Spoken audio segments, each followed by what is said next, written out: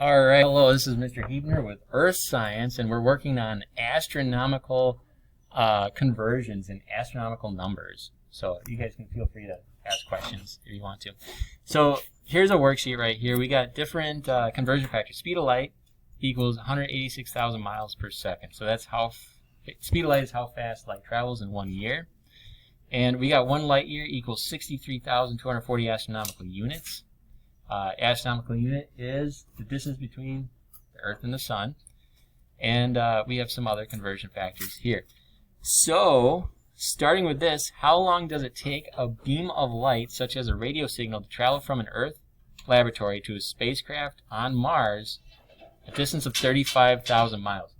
So, this is real life a problem. Like if we have a Martian base or a colony on Mars, we need to be able to communicate with them. So we need to determine how long does it take a radio call to get to Mars. And then not only does it need to get there, but then if they want to talk to us back, it has to come back the same distance. All right. So the first thing you do in factor label is you write down your given. 35 million miles.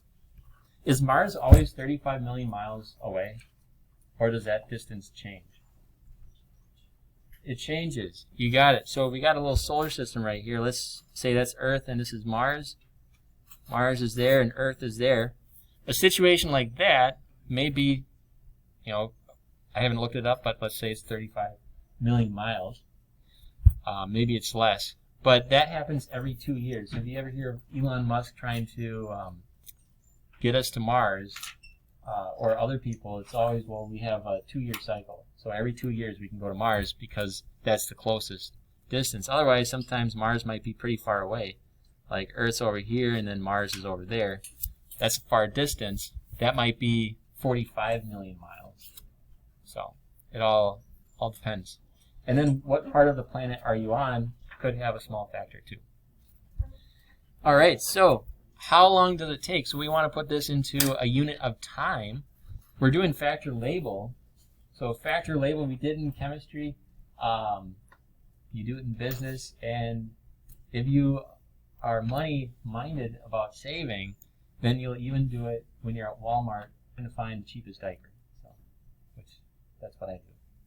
I don't do it anymore because I already know Parents' Choice is best value. So on the bottom, we're going to put what we start with, which is miles. And we want to convert it to a unit of time. So looking at what they give us, it looks like, hey, right there, speed of light is 186,000 miles per second. All right. So why do I do miles? So what number goes with second? 186,000 or 1? It's going to go with 1. So 186,000 miles per 1 second. So I'm going to put a 1 with that. And 186,000 miles goes on the bottom. All right. So then what I'm going to do is I'm going to take my calculator out. If I don't have a calculator, your Chromebook does. You just go to Google Calculator. Pops right up. And we're going to go with 35, 1, 2, 3, 1, 2, 3, times 1 divided by 186,000. And it looks like 188 seconds.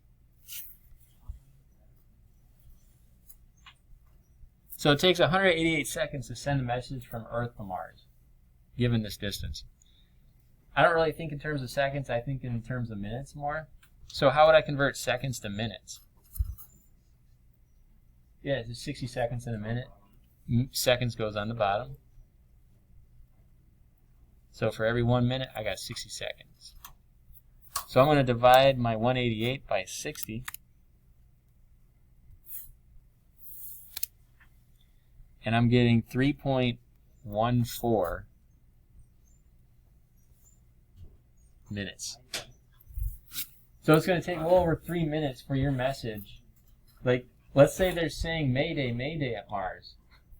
Well, you're going to get that 3 minutes later. And then if you want to help them out, that's going to come 3 more minutes later. So it's going to be a total of 6.5 minutes it takes.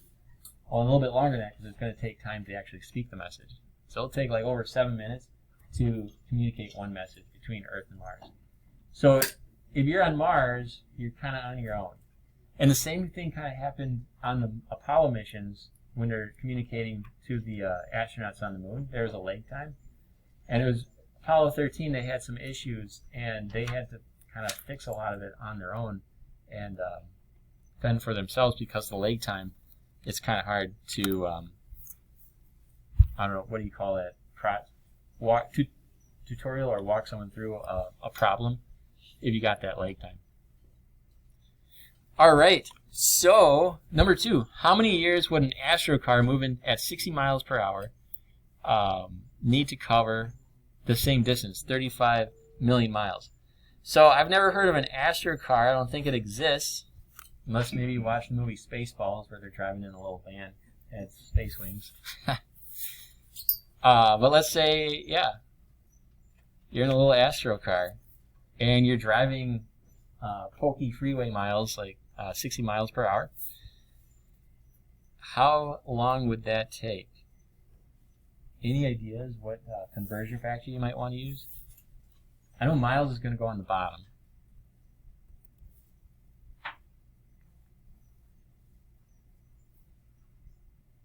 Let's see. This one's tricky. So I'm going to use 60 miles per hour somewhere.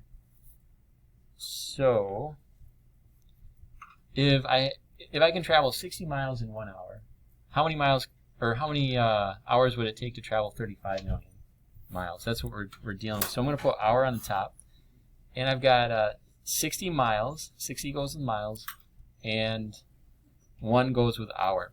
So essentially, I'm taking 35 million and dividing it by 60.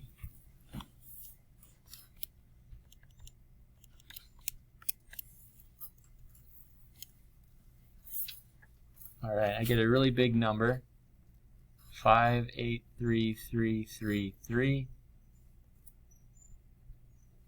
and that's hours. So 583,333 hours is the amount of hours it's going to take me to drive to Mars. That's how long it would take.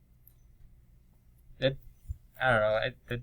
That's a lot of hours. I can't really put that in perspective. So why don't we put that into like days? So I'm going to put hours on the bottom and days on the top. Anybody know how many hours are in a day? 24. Hopefully you graduate knowing that, so that'd be good. So I'm going to divide by 24, and that gives me 24305, 24,000 days. That's still a lot. That doesn't really put it into perspective for me, so why don't we put it into years? So I'm going to put year on top, day on the bottom. How many days are in a year? 365. Technically, there's 365.25 days in a year. And every 4 years, we fix it by adding a day. So leap year, we got 366. We'll just say 365 for simple math. So divide it by 365, 66.6 years.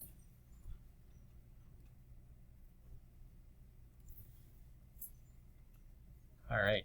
So in order for us, if we wanted to go on a road trip and drive to Mars, it would take us 66 years. So that's pretty far away. It's not like driving to LA. All right. Moving on. But in space, there's a vacuum, so you can go like really fast, but then nothing's stopping you, so you can go at really high speed. Not to keep on accelerating and maintain the speed. Yep. So good point. You're not going to go that slow because there is no friction. So your speed, once you hit the speed, you're continuously going at that speed, so you can continuously speed up. And the idea of like long-term travel is to continuously speed up, but then you have to put your thrusters the opposite way to continuously slow down, Right. so that you reach your destination.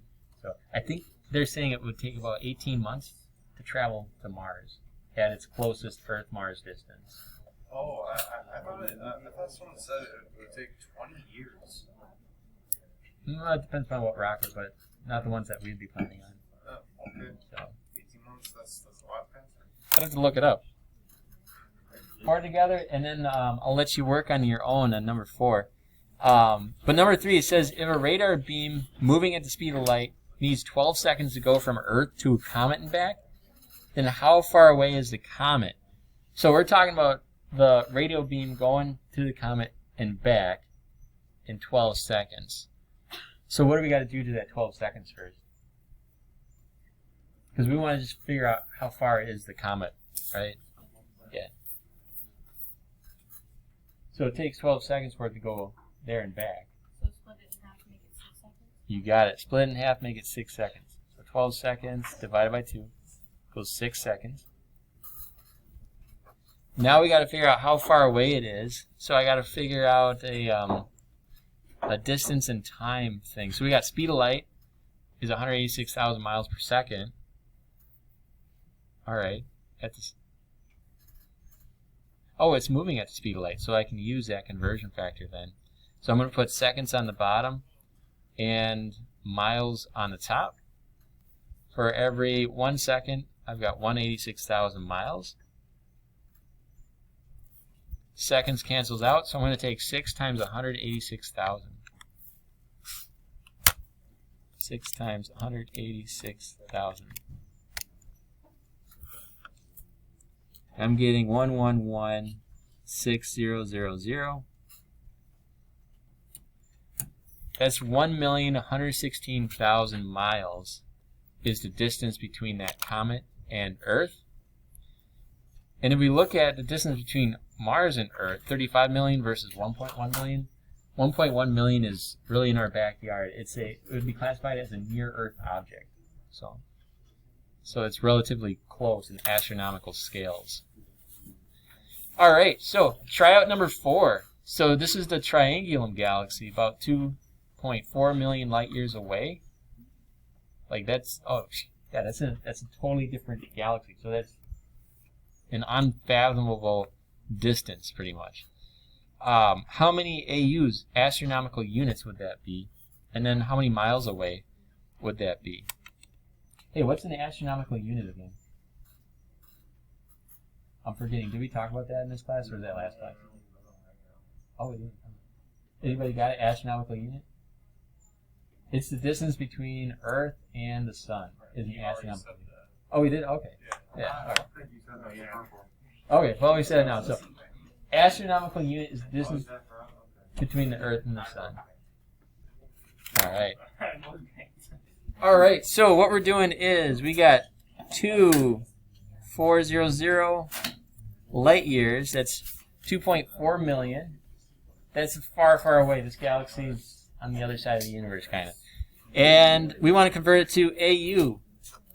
So light years goes on the bottom, so I can get rid of it. AU goes on top. And I'm going to use this right here. 1 goes with light year. 63,000 goes with AU.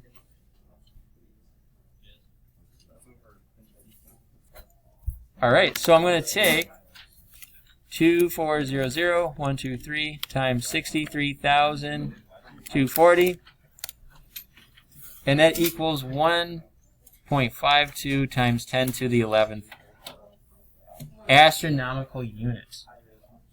Questions on that?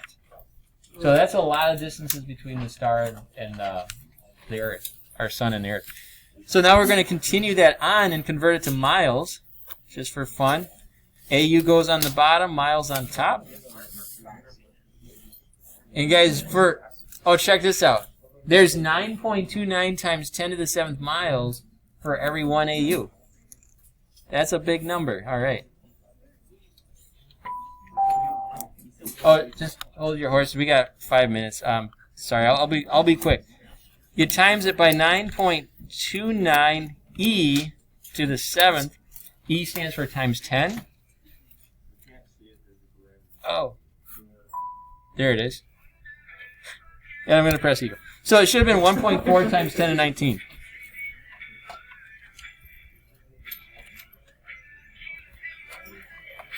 And there it is. We'll be done with this video.